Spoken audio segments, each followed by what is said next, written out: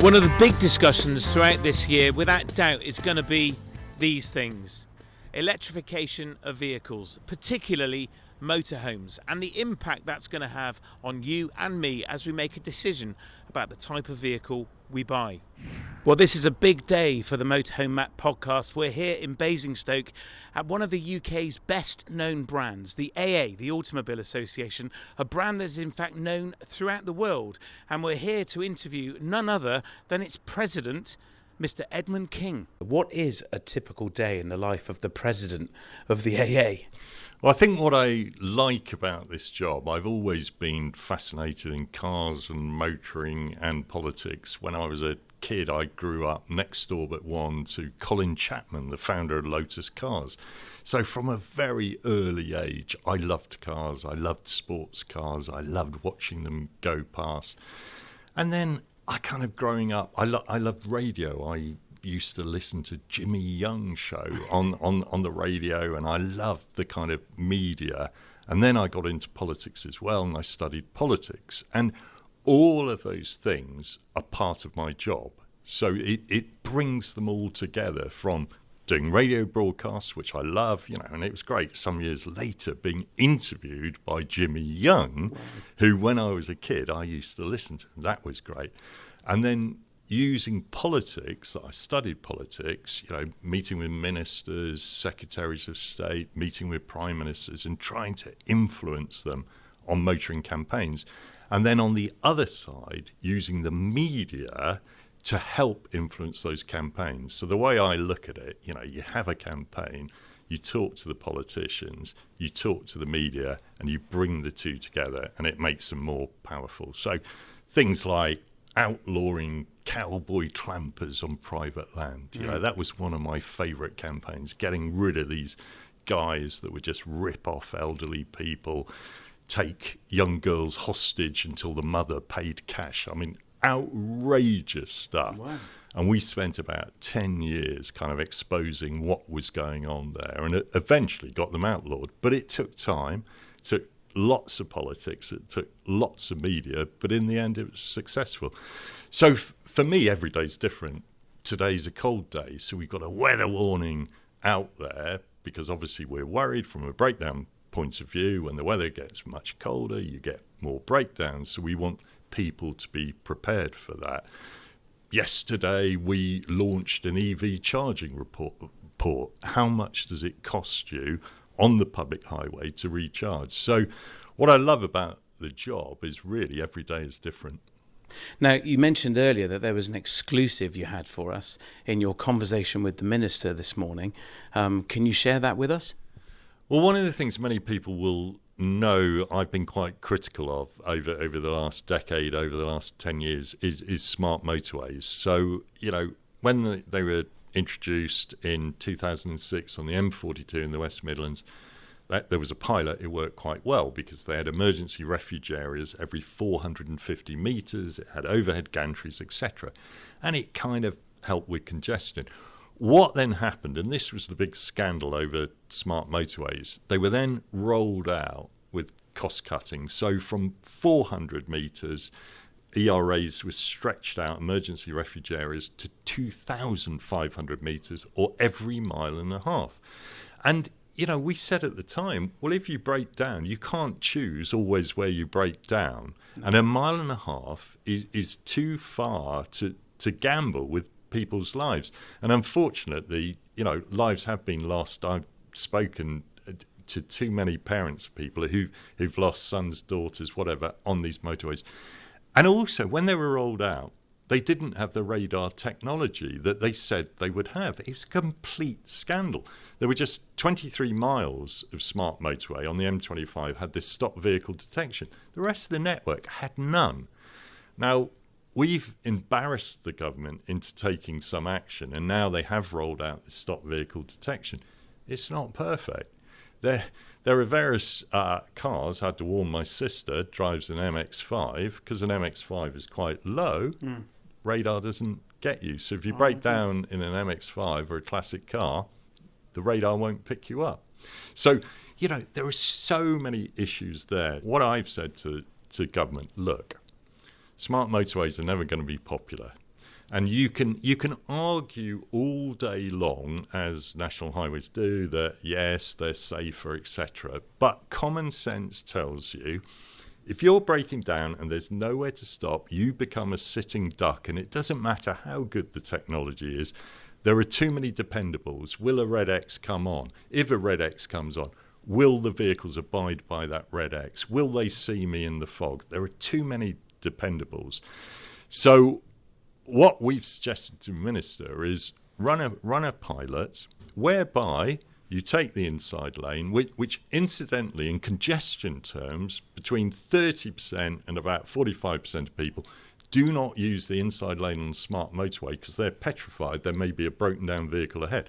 So you're not even getting the congestion benefits. So what we've suggested is take the inside lane, put a permanent red X on it, basically make it a hard shoulder, but then run a lane discipline campaign with the police to get better use out of the capacity of the motorway.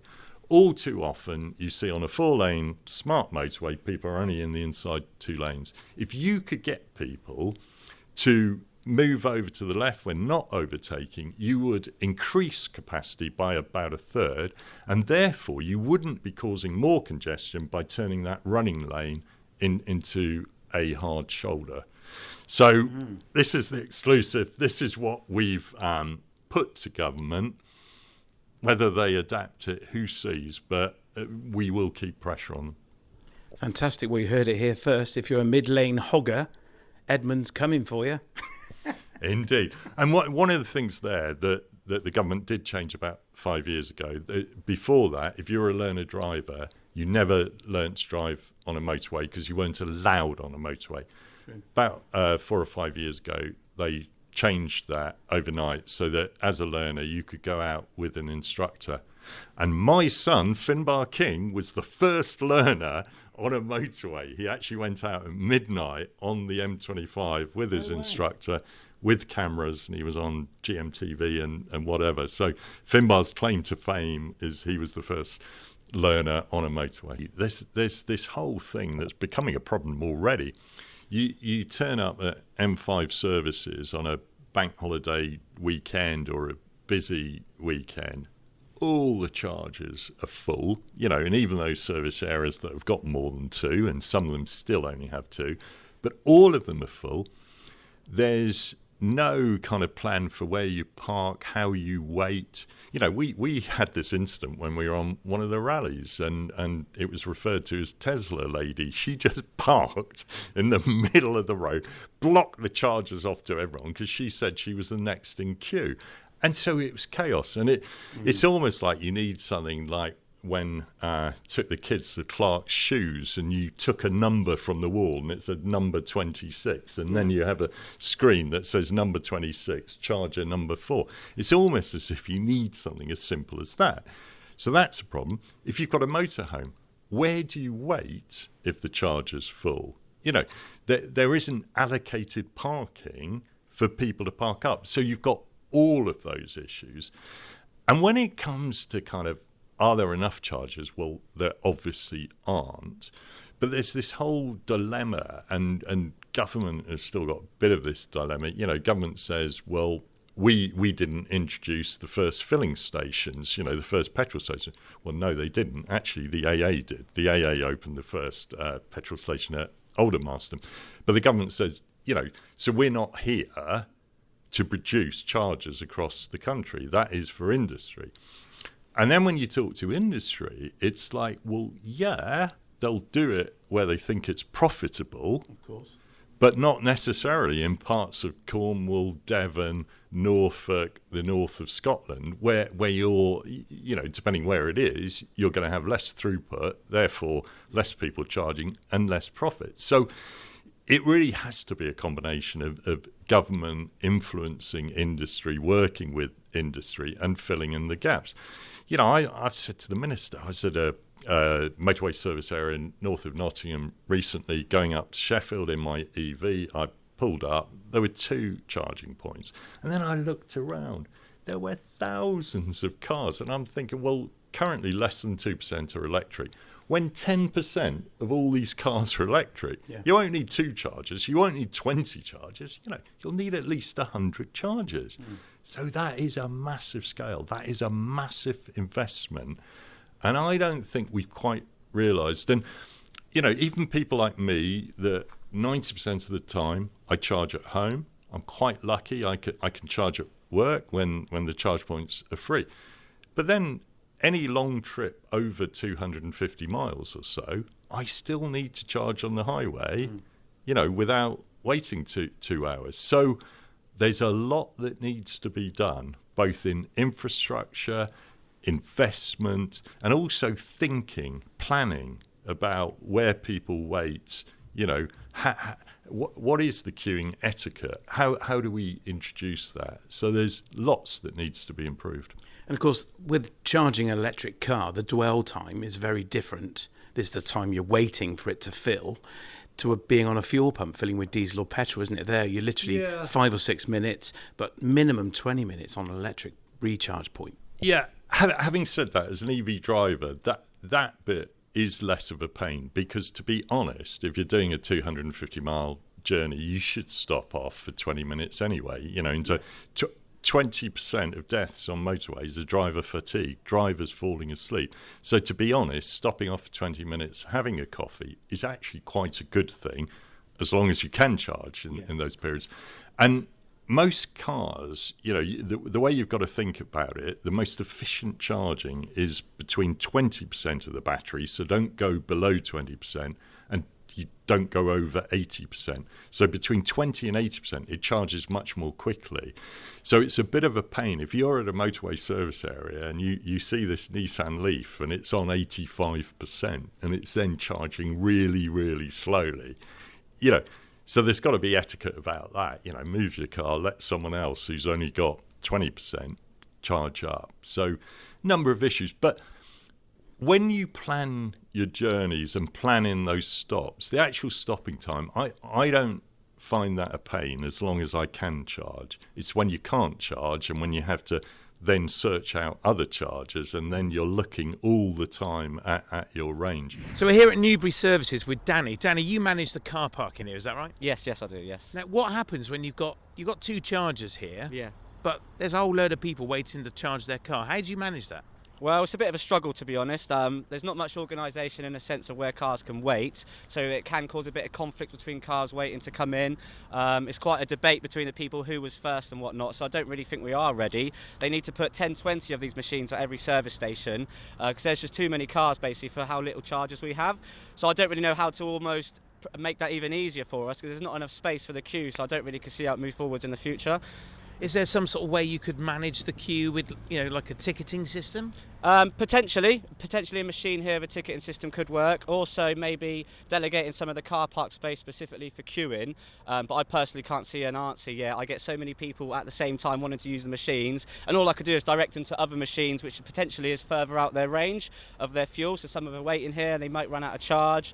So we just need more machines and basically more delegated space for queuing. Yeah, that's the only way. Brilliant. And do you ever get a bum fight?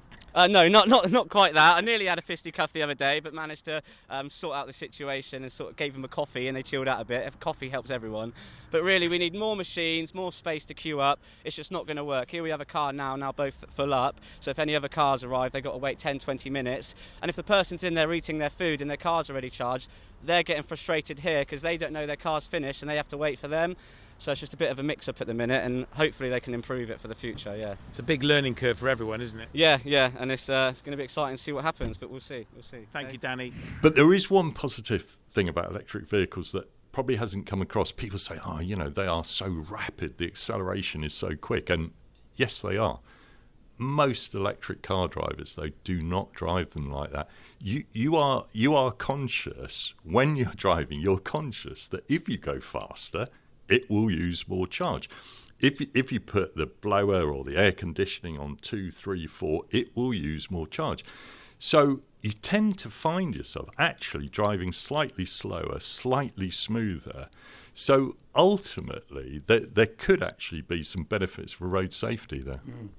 That may well be true. A friend of mine's a Tesla owner, and he was shocked how the performance decreases in in this kind of temperature we're experiencing now, so 2 degrees, the battery life is massively reduced, which is not something he was told about when he bought it. No, indeed that is the case. On cold winter days when it's sub-zero, you get about 20% less out of your battery. So if you think your range is 200 miles, well, no, it's not. It's probably 180 or less. Yeah.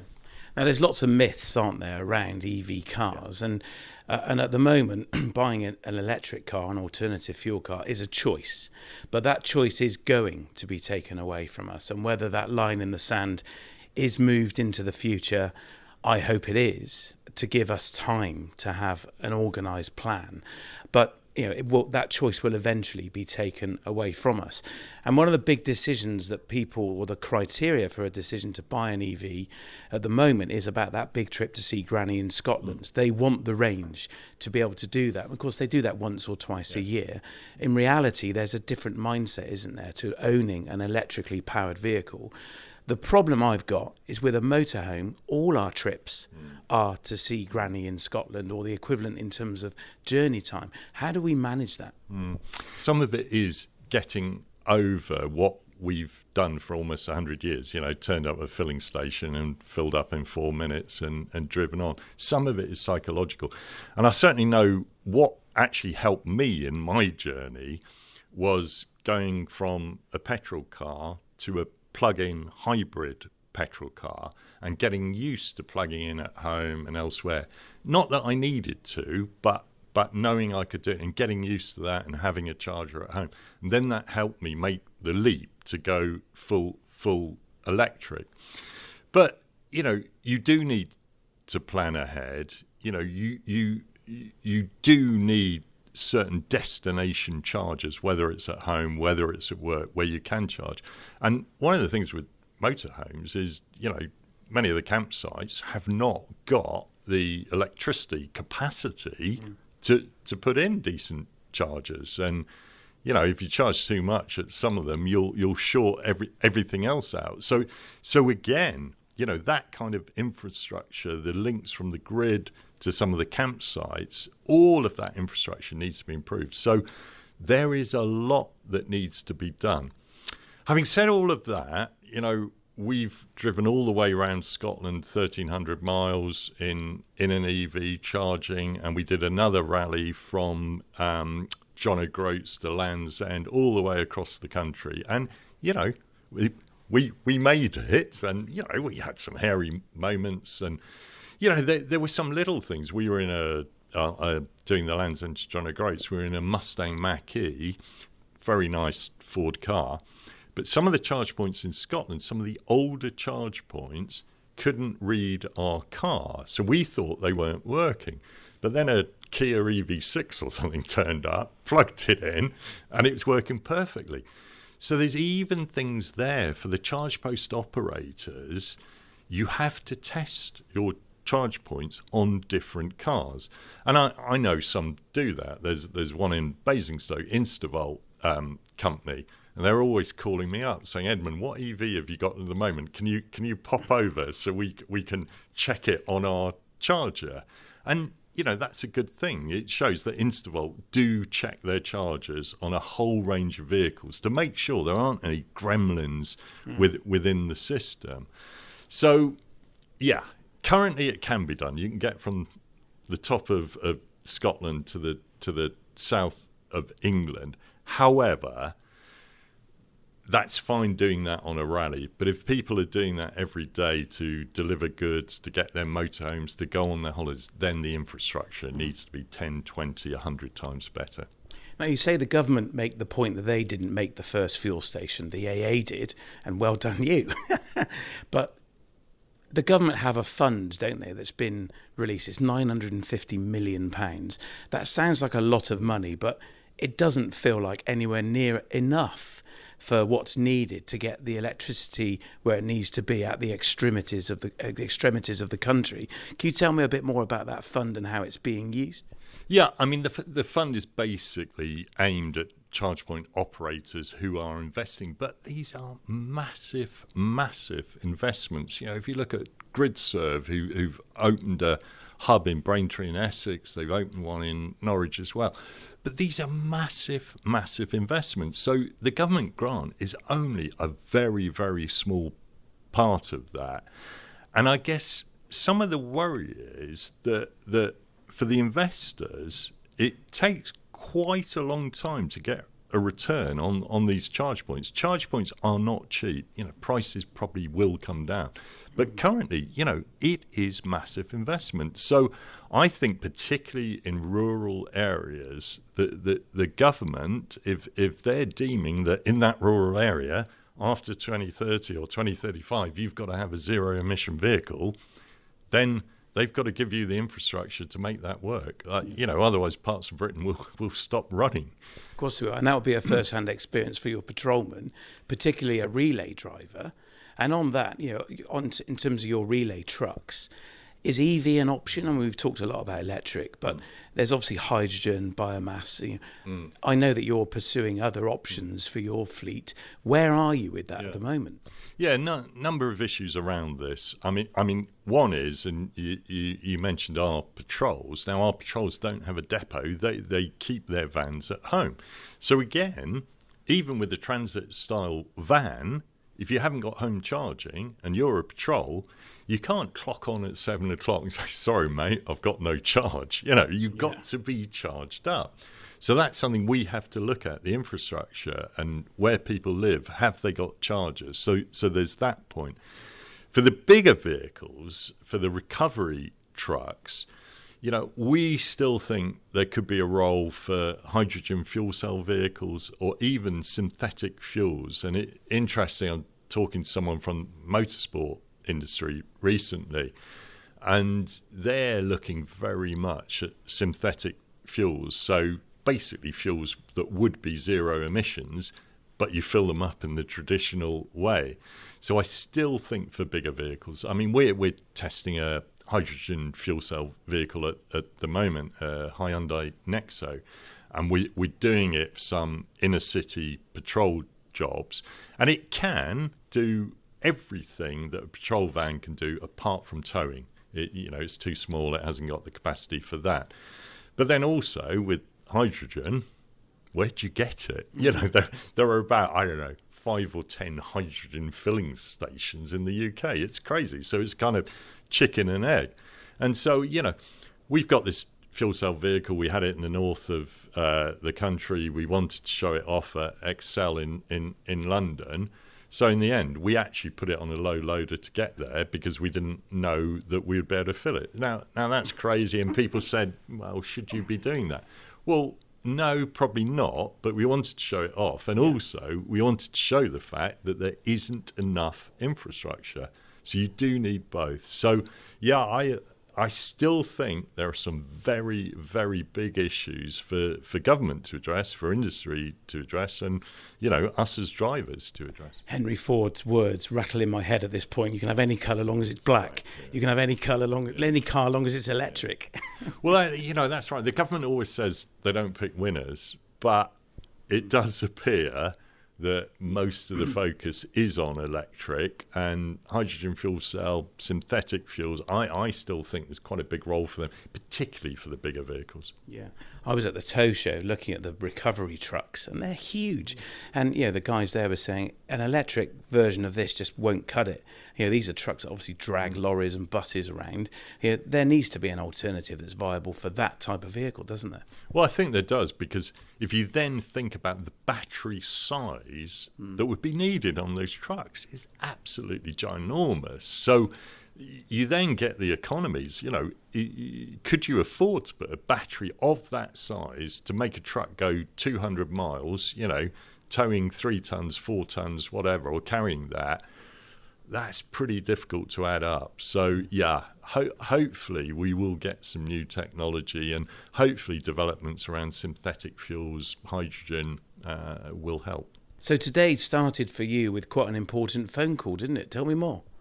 Yeah, as government changes, you get new ministers, they come and go. And, part of that's a bit of a pain because you've built up a relationship with the Secretary of State or a minister, and then they're moved on. And at one stage, transport seemed to be revolving doors. We had new transport secretaries every 15 months or so, and that's difficult, not just for us, but for society, because a lot of transport initiatives, you have to plan for them, and it's long-term plans. So today, I was talking to one of the new ministers and had quite a few things on my agenda that I wanted to raise. And you gave an interesting statistic to me just now off mic about when it rains, the impact that has on your breakdown call-outs as an organisation, and you raise this with the minister, is that right? Yeah, I mean, this is where, at the AA, of course, we campaign on behalf of drivers generally, and, we're more than happy to do that, whether it's fuel prices, electricity prices, etc. But also, we have to think about the business.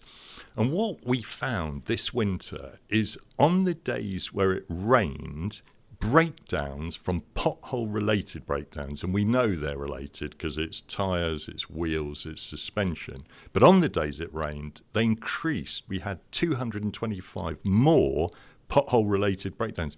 And you could do it day by day. If it rained on the Monday, they went up. Tuesday, it didn't. And what's beneath that is that the potholes get hidden by puddles. People don't see the puddle. They hit the pothole. They get a puncture. So what I was saying to the minister is, yes, most of these are local roads. Generally, motorways and A roads that are governed by national highways, generally, they have a bigger budget for maintenance, and it's ring-fenced 100%. For local authorities, the money goes in a grant to the local authorities, but they don't always spend it on maintenance. So that's the point I was putting across to the minister. Can we get local authorities to spend it on maintenance? Because it's a safety risk, it's a cost risk, particularly if you're on a cycle or a motorcycle, hitting a pothole can actually be fatal. And there are a number of cases we've highlighted. And even if you're in a motorhome, hitting a pothole, damaging that tyre, damaging the wheel, that can be very expensive. Yeah. And then a caravan, of course, the tyre comes off, it damages the caravan as well. Well, indeed, and then it's difficult to recover, etc., etc. So, these are important issues. And it's interesting, when we talk to drivers, and I always say, if you want to know what drivers think, get a local paper, any local paper, look at the letters page, and I guarantee you there will be letters about potholes and broken pavements, etc. And to me, that's important. It's what the person on the street is concerned about. So it's trying to get that across to the minister. We don't need massive transport schemes. We want the basics fixed. Yeah, indeed. Now, one of the big topics, Edmund, on our podcast and for our audience is around electrification, particularly of motorhomes. Cars as well when it comes to towing caravans, but cars, we kind of get an idea. There are cars that will tow out there to buy now, and that raises lots of questions. But the big question is around the 2030 and 2035 lines in the sand, or are they in the road? And how viable are those deadlines? So for those that are listening that don't know, in 2030, all new vehicles that are sold must be able to drive a significant distance without any pollution, so a hybrid. And by 2035, they must all have zero pollution at the tailpipe. That's correct, isn't it? Yeah, it is correct. And it is very, very challenging. Now, there are some positive sides. So I had my first EV 20 years ago, and it was pretty rubbish. It had a range of 37 miles. It wasn't very reliable. Today, for cars, there are a whole range of vehicles and some brilliant vehicles out there. Brilliant to drive, brilliant to look at, and range is getting bigger. So in terms of that for cars, there's been an improvement, because if you'd asked me 5 or 6 years ago, Edmund, are you going to get an EV? I'd kind of look at them and think, they're all slightly naff. There's none that really excite me. Today, there are a lot that excite me. So I think that is a positive side. There's more choice. They are still, though, more expensive. On average, you're paying £5,000 or £6,000, £7,000 more for the equivalent petrol or diesel car. But then having said that, you can get that money back on your running costs, because particularly if you can charge at home, it is much more economical to charge at home overnight when tariffs are lower compared to the petrol and diesel costs. So for those that can't charge at home, that's more of a problem. We're getting some community charges, which is good. We're getting some pavement charges, which is good. But that still needs a lot more. For people who live in flats, apartments, they need more. And it's not really fair, because me charging at home, the VAT is just 5%. If you have to charge on the street because you haven't got a driveway, it's 20%. Right. So, that's hitting people, arguably people on lower incomes. If they live in a tenement block or whatever, they have to charge on the street. So there are some equality issues they can sort out. But for cars, I think we're almost getting there. But the point you raised, Matt, thinking about vans, thinking about motorhomes, there's still a long, long way to go. And we know this from the AA's experience. If you think of our 2,500 patrols, most of them have transit-type vans that can tow 2 tons, that have a 1 ton payload. So that's quite important. All the tools of the trade are on those vans so that they can fix at the roadside about 86% of vehicles. So that's really important. But then when they can't fix them, we don't want to call for a low loader, because for the environment, that is really bad, getting a big truck. So we do need vans that can also tow. And currently, we've looked at a lot of electric vans. We've done rallies in electric vans, etc. But currently, there isn't one that can adequately tow the amount that we need to tow and have the payload. So I'm kind of with you in that for vans, for motorhomes, for the bigger vehicles, we're really not there yet. There are companies investing, but I think with the timelines of 2030, 2035, 2040, I think that's still going to be very, very challenging. And do you think they are written in the sand, or are they written in concrete? It's interesting, because with new government ministers, people have raised these dates a bit more, whereas before these new ministers, I actually thought these were pretty solid dates, but people have been questioning them more. I think for cars, they will remain as they are. I still think they will stick to 2030 for cars. Doesn't mean you can't drive a petrol or diesel car after 2030. And some people might think just before 2030. I mean, I'd love to get a Porsche 911 Turbo just before 2030, and that would see me out my days. I'd love to get one now. Well, exactly. And there will be some people, investing in high spec petrol cars for the future. So I think for cars they'll stick with those dates. For vans, for heavy goods vehicles, for kind of motorhomes, I'm not so sure. Just because, yes, there are developments going on, but it's at a lot slower rate than we've seen for cars, which in a way is perhaps understandable, in that the cars are mass market, they had to hit it sooner. But obviously we all know, vans are the backbone of Britain, and without vans, industry grinds to a halt. So it is absolutely crucial, but who knows, there might be a bit of slippage with those dates. Interesting to have that view in your crystal ball. I'd never considered that might be an option, so that's fascinating. Well, of course, you can still drive a petrol diesel vehicle after 2030. You just can't buy a new one. One of the questions I've got, Edmund, is around the supply into our supply chain. So motorhome manufacturers will be ordering vehicles 6 months or a year prior to selling it. They can't sell a brand new motorhome in 2030 if it's not at least hybrid, which means they're having to order a viable hybrid or alternative fuel chassis in 2029. And it's something we're going to be asking a lot of people within our industry about.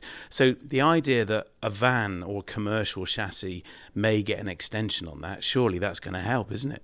Yeah, but it will only help if certainty is given. The worst thing for the manufacturers, for people buying these things, is the uncertainty. So if they are going to change the timelines, they need to do it sooner so that people can plan for the future.